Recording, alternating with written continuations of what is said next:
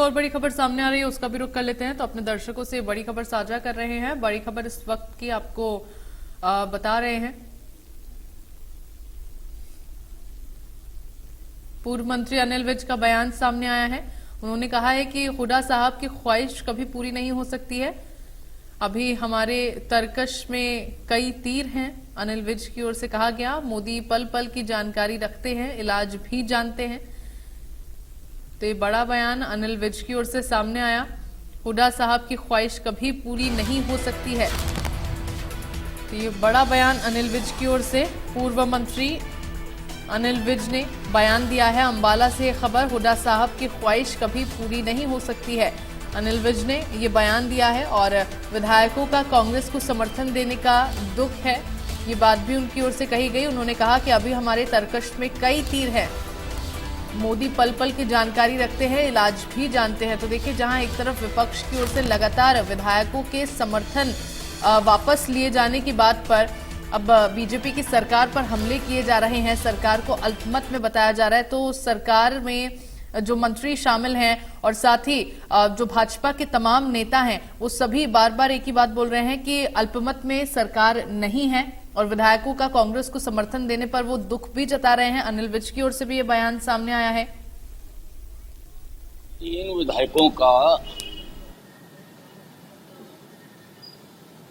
कांग्रेस को समर्थन देने का दुख है, परंतु हुड्डा साहब की ख्वाहिश कभी पूरी नहीं हो सकती। अभी कई तीर हैं हमारे तरकश में और हमारी सरकार को ट्रिपल इंजन सरकार है। हमारी सरकार 3 इंजन इसकी देखभाल कर रहे हैं। हमारे नायब सैनी जी हैं, मनोहर लाल खट्टर जी हैं, नरेंद्र मोदी जी हैं, जो पल पल की जानकारी रखते हैं और उसका इलाज भी जानते हैं। 3 विधायकों का कांग्रेस को समर्थन देने का दुख है, परंतु हुड्डा साहब की ख्वाहिश कभी पूरी नहीं हो सकती। अभी कई तीर हैं हमारे तरकश में और हमारी सरकार को ट्रिपल इंजन सरकार है। हमारी सरकार